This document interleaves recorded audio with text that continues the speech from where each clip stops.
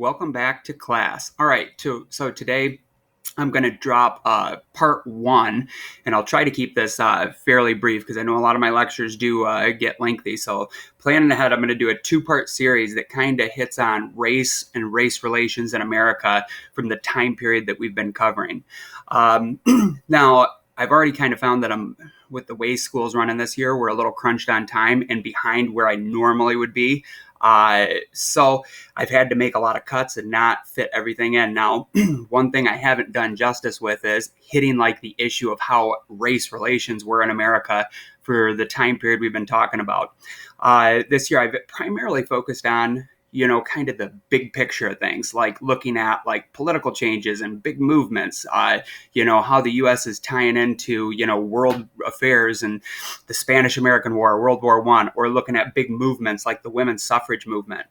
And honestly, I haven't done enough with race, especially something that like race that's a controversial and like hot button issue today that's getting talked about so much in, 2020 America. I think I definitely need to do a better job moving forward where I'm kind of drawing lines and connecting racism from back in the eras we're talking about to racism today. Now, we will have a big unit coming up that'll focus on the civil rights movement in America, which happened in the late 1950s and 60s. That'll probably be like early in quarter four. So we do have a big unit coming up on it when a lot of changes were happening. The time period we're talking about right now is kind of like it's seated a generation or two after slavery and kind of a generation or two before the big civil rights movement. There really wasn't a whole lot of like change happening with the state of race relations from like 1890 to 1920. But it's very different and disconnected from the America we live in today. I've often heard that, or I hear it talked about a lot today, that America is systemically racist and that we're kind of like racist to our core, which that's something that we can debate towards the end of the year when we're getting more to modern times. I think there's persuasive arguments kind of on both sides of that. And I definitely understand points that both sides of the political spectrum will bring up. One thing, though, that I will kind of challenge and I'll push back on, though, is I've heard some people say that like racism in America is the same today as it was 100 years ago, as it was 200 years ago. Well, let me tell you, if you know anything about American history, that's not true. We have made a lot of progress. And I think what I mean by that is over time, there's kind of a shift in attitudes. And it's important that when we're looking back in history, we judge people on the context of the times in which they lived. So like what I mean is today in America, are there racist people out there? Well, absolutely there is. We live in a free society of 340 million people. There's going to be people with backwards, antiquated ideas, really on kind of both sides of the spectrum. But I do think, and I hope probably most of you see this and would agree with me, I think mainstream America, your average American today, thinks that races should be equal, that there isn't a superior race or people aren't just naturally better because of the color of their skin in either direction, that there's a more equality, or like Martin Luther King said that, in his I Have a Dream speech, judge people by the content of their character rather than the color of their skin. I 100% agree with that. And I think probably most Americans today do agree with that too. Now, if you rewind the clock and go back 100 years, where the average was in the country, kind of the middle ground, it was normal and mainstream to think that the white race was superior and black and other races were inferior. That was just kind of like the middle of the spectrum. And I can dig out a million, just countless examples to kind of illustrate that point. We'll get into a little bit of it today. So, you go back 100 years ago, the far kind of right-wing or conservative groups, I mean, they essentially wanted to like bring back slavery and they wanted to keep black people oppressed in the law, you know what I mean? And have a very segregated society.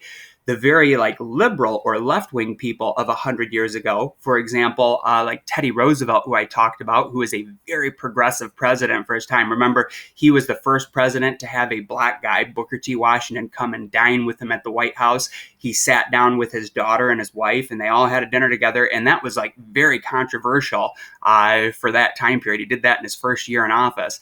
Now, Roosevelt, who is very progressive, and he liked Booker T. Washington and actually had a lot of black friends, he's on the left side of this political spectrum, kind of on the issue of race back then.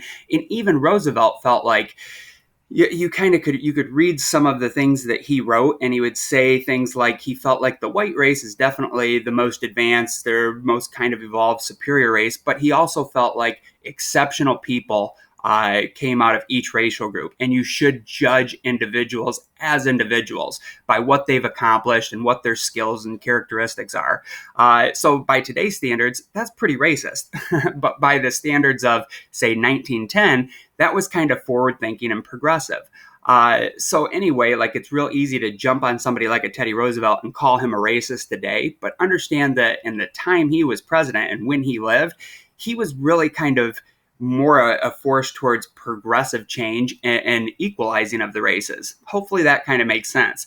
For example, like then moving into today's, political spectrum, even the most conservative people that are the most right wing, I can't think of any that are actually serious people that would want to bring back slavery or that would want to bring back a system of segregation. That's just, not seriously talked about. Now, you might be able to find some fringe kooks on one side of the political spectrum or other that have really backwards ideas, or, some neo-Nazis or Klansmen, but that's definitely not the mainstream in America today. You can't think of any American politician, no matter what political party they're in, that would seriously talk about bringing back like a system like segregation in the Jim Crow South.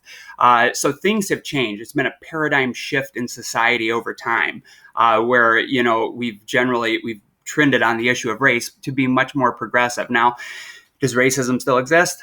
Yeah, I think it does to some extent. Is it baked into the system and our legal system and every aspect of society? That's kind of debatable, and I tend to think that no, it doesn't, and we've made a lot of progress over the last 100 or 200 years. So for today, now, before I start babbling too much at you, I do want you to start up a new page of notes. This is really kind of going to be the last chunk of notes that I'm giving you for that first unit in class. Really what I was trying to wrap up in the first marking period, but it stretched into quarter two. So from 1890 to 1920. Starting next week and hitting around Thanksgiving time, we're going to start getting into the roaring 20s. So that'll be coming up in the near future. Anyway, though, I know you have progressive era notes. You have notes on the Spanish-American War, World War I, some on the women's suffrage movement. This will be the last of that first era of American history that we're covering. So you could put on there essentially what I have on this slide right here. These notes are going to tie into racism. That'll be your first heading. So kind of race relations of America, and then probably put that time period in 1890 to 1920. So first thing you could put in as kind of a bullet point note, the racism of this era, the racism of the early 1900s, I don't care how you word this in there, but put in that it was an entirely different animal. It was just totally different from the attitudes and the mainstream thought of today. And America was much, much more racist back at that time. That was kind of the prevailing sentiment, where it was just like it was taught in schools, and it was commonly accepted that whites are superior and blacks are inferior. Now, you might have had some people back in that era, and you don't have to write all this down too, that would have thought all races are equal, but that was an extreme outlier. There weren't many people out there that were saying stuff like that 100 years ago. So hopefully this is enlightening and engaging to you, and you like this topic. I think there's some shocking stuff that I'll go over today, and there's a couple good things that I want you to put in your notes that we'll definitely reference back to for the rest of the year. So some very crucial, important notes here that I want you to add in. First thing, you may have heard of Jim Crow laws before. Some of you may not have. That's okay. Well, now you have heard of it. What a Jim Crow law is, it's a kind of law that basically enforced a system of racism, of segregation. So I would put in next heading like a bold heading in your notes under the racism like title of the page where it says Jim Crow laws. And then I would want you to link in these other bullet points that I put to it. So a Jim Crow law, there was no one specific Jim Crow law. Jim Crow laws in general are racist laws that are primarily in southern states, but you can find examples even up north, like in Michigan, or different policies from around the country. But they enforced systemic racism. Now, I know it's a raging debate today whether systemic racism exists in modern America. We can talk about that. That's a conversation we'll have on a different day. But 100%, I can tell you ironclad, systemic racism did exist basically prior to the 1960s. It was baked into the laws of the country. And these Jim Crow laws it's the name of hundreds and thousands of different laws around the country that enforced systemic racism, and it specifically segregated out black people from white people and tried to keep them from mixing. And now remember, these laws are primarily, the most severe of them are in the southern states. You could kind of list off regions of the country, and I would say you go back to this time period. If you went out west to California or Washington, for sure racism existed out there, but that was probably the most progressive part of the country where, black people would be treated the best and have the highest degree of equality. If you came to kind of the Northeast and the Midwest where we live, I would put that as kind of the middle racist region where there was a more intense degree of racism, but generally it wasn't there wasn't Jim Crow laws that specifically segregated schools or restrooms and stuff like that. Now, you can find examples where it was, but it's less common. If you go down south, kind of like Florida, Alabama, Mississippi, on over to Texas, that southern part of the country, that was where the most severe racism was. And it kind of makes sense because those had been the slaveholding states prior to the Civil War.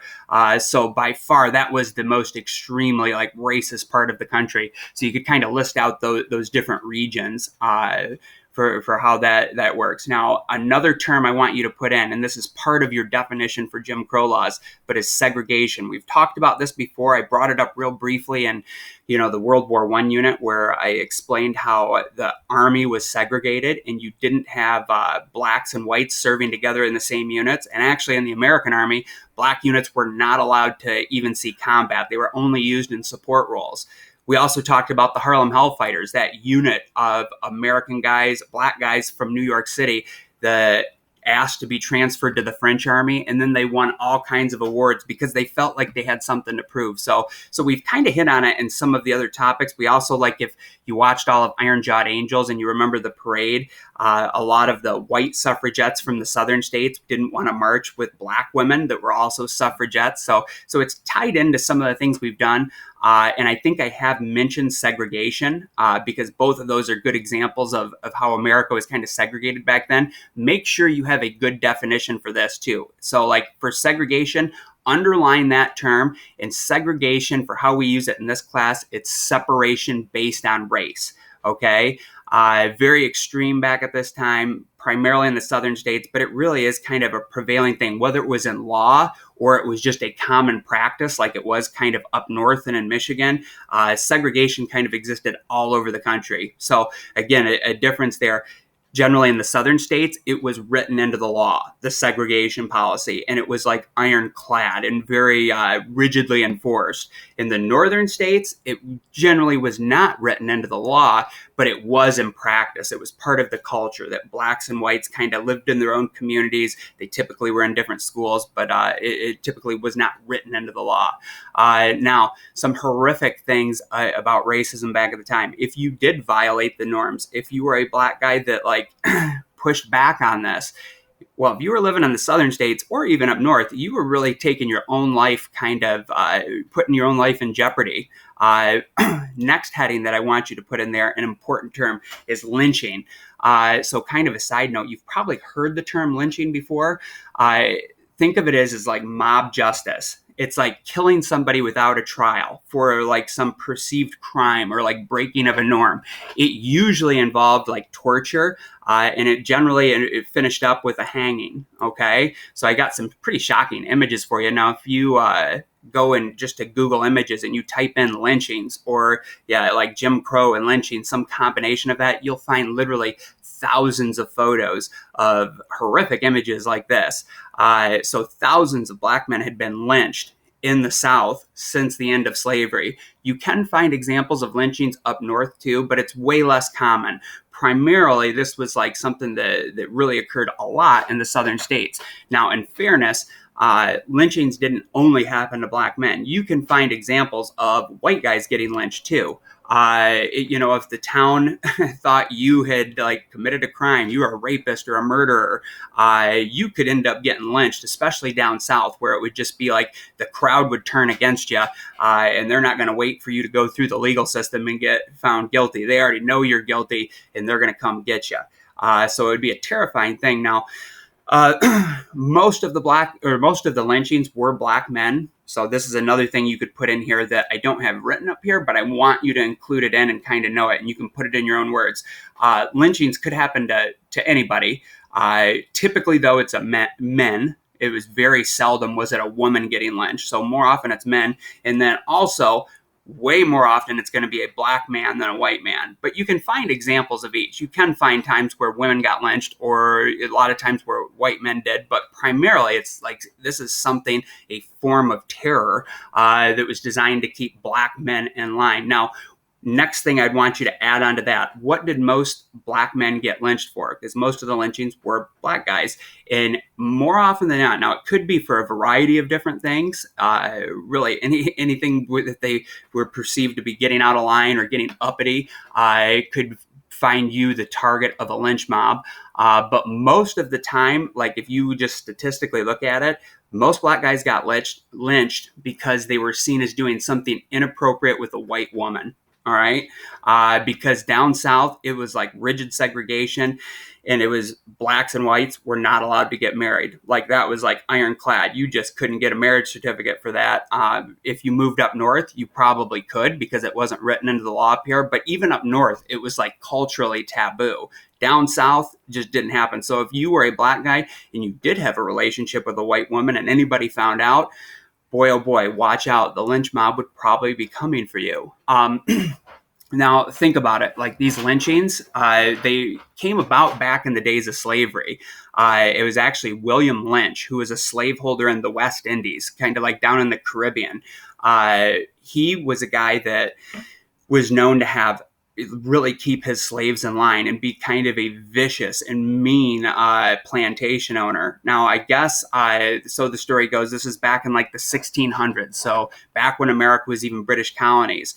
In the southern states, the southern colonies where they had slavery and the plantation system, they were having some problems where some of the black laborers on the farm, the slaves, were not working hard, or they were talking back and kind of getting out of line. So these white plantation owners wanted to find a way to keep these guys in line, and they actually employed the tactics of this guy, William Lynch, who is known to run a very tight ship on his plantation.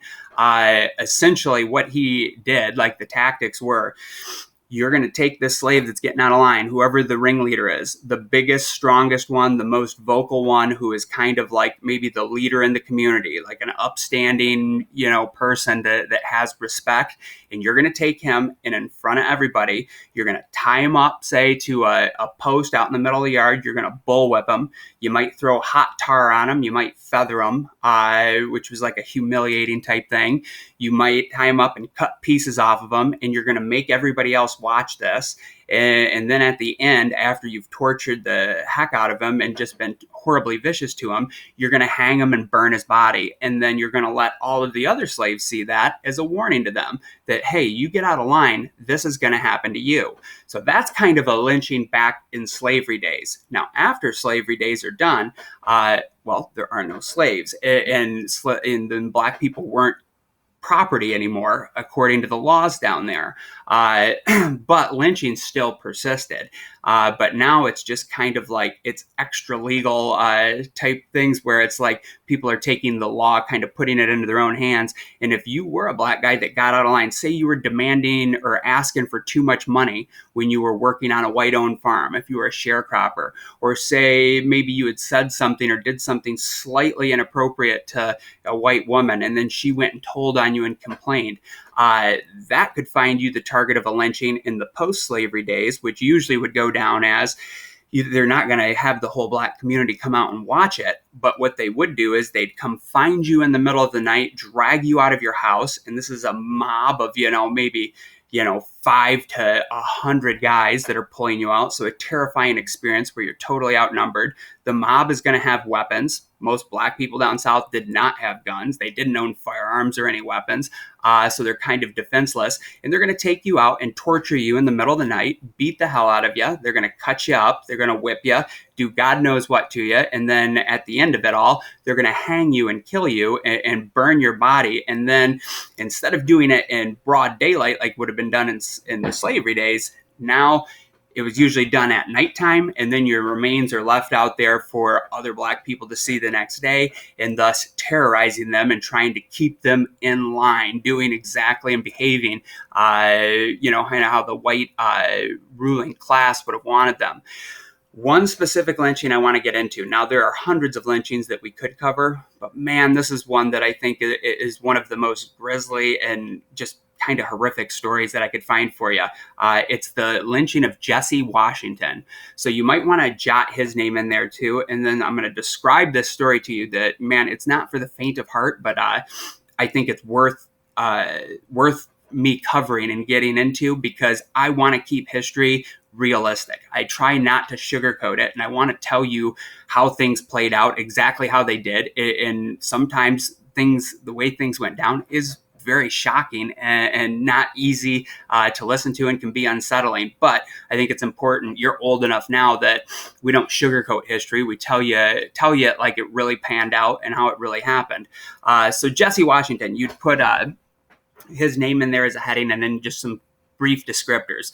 Apparently, he was a sharecropper. He was a younger guy. I forget exactly how old, but roughly 20 years old. Young sharecropper, which a sharecropper meant that you didn't own your own land, but you would go work for other people, and then they would pay you some money to grow crops and be the farmer on their land.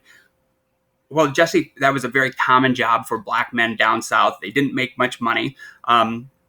I suppose you're a little bit better than being a slave because you technically have freedom. But man, it isn't much better because you're still like living way below the poverty line and doing tons of hard work and really not reaping the benefits of your labor. So anyway, he was a sharecropper and he worked on a white-owned farm where a white woman, and I forget her name, I blanked on it, but she actually was an immigrant from England. She had come over and bought a fair amount of land and had several different black sharecroppers that worked for her. Now, apparently, and the details of this get a little bit murky, that white woman turned up murdered on her front porch. She had been beaten to death with a hammer.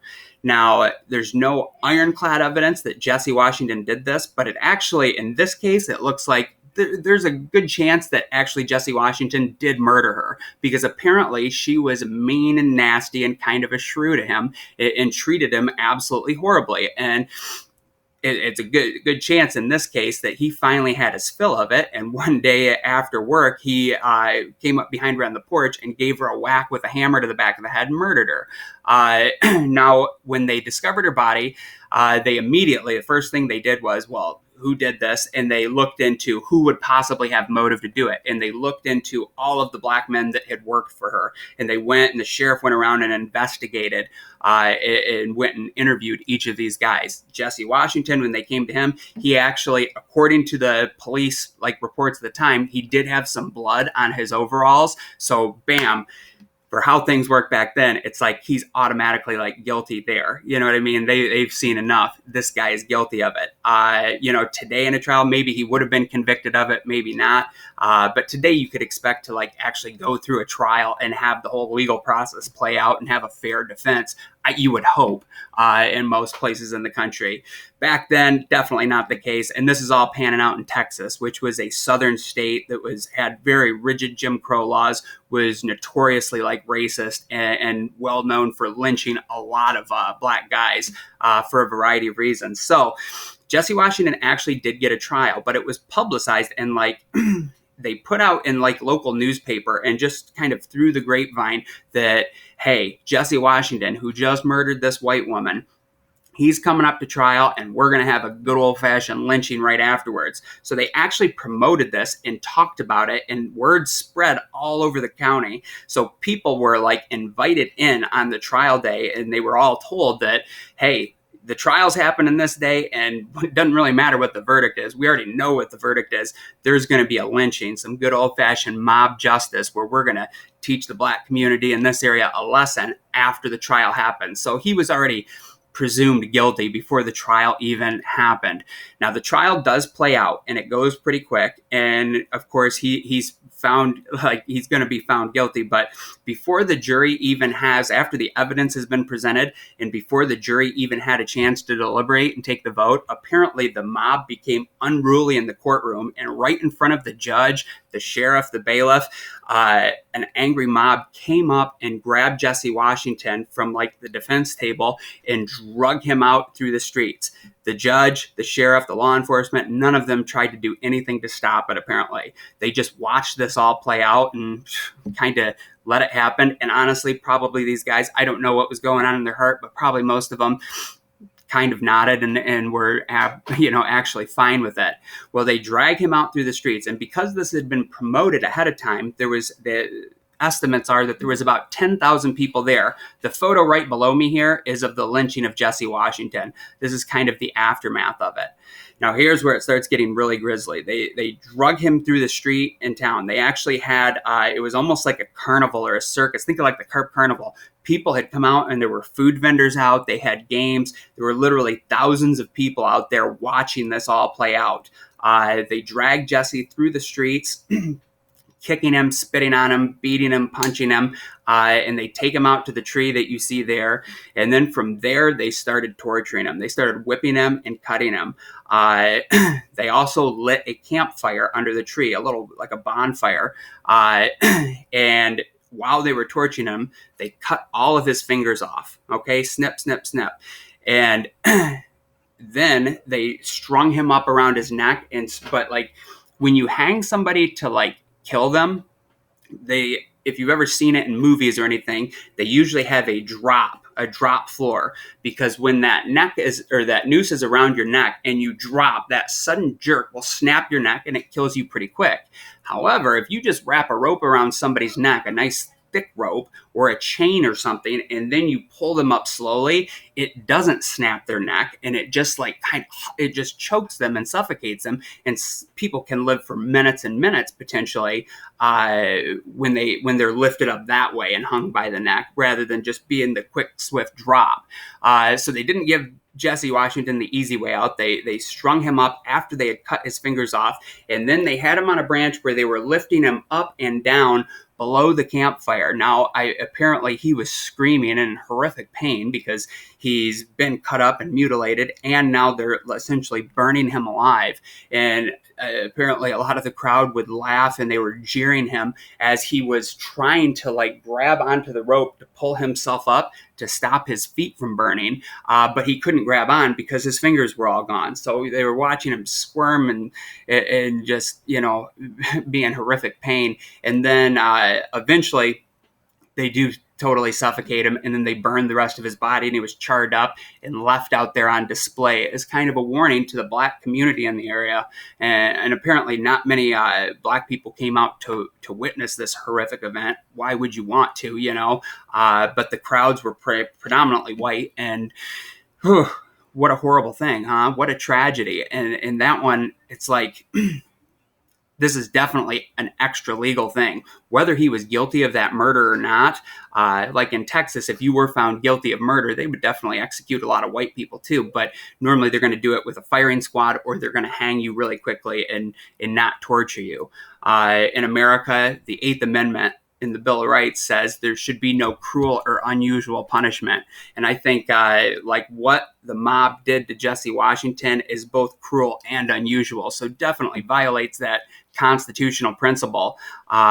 Anyway, what a horrific thing. And, like I said, I don't want to sugarcoat history. I know that's kind of disturbing, but I think it's something important that you get. So, when you hear that maybe racism hasn't changed over the last 100 years, well, I would say it has changed. Maybe it's morphed a little bit. Maybe it does still exist, but man, horrific things like this, thankfully, aren't really happening in America anymore, but they were all too common back 100-ish years ago. I believe this happened in 1920 or really close to it, so kind of the end of the era we're talking about. Now, I will talk about one more very important and well-known lynching when we get to the civil rights movement of the 1950s and 60s. There was a lynching of a young black boy who was 14 years old, roughly your age, down in Mississippi, named Emmett Till. And that was really kind of the thing that sparked the modern civil rights movement, another lynching that happens a generation later, and it really gets a lot of changes going in America. So that's something we'll come back to.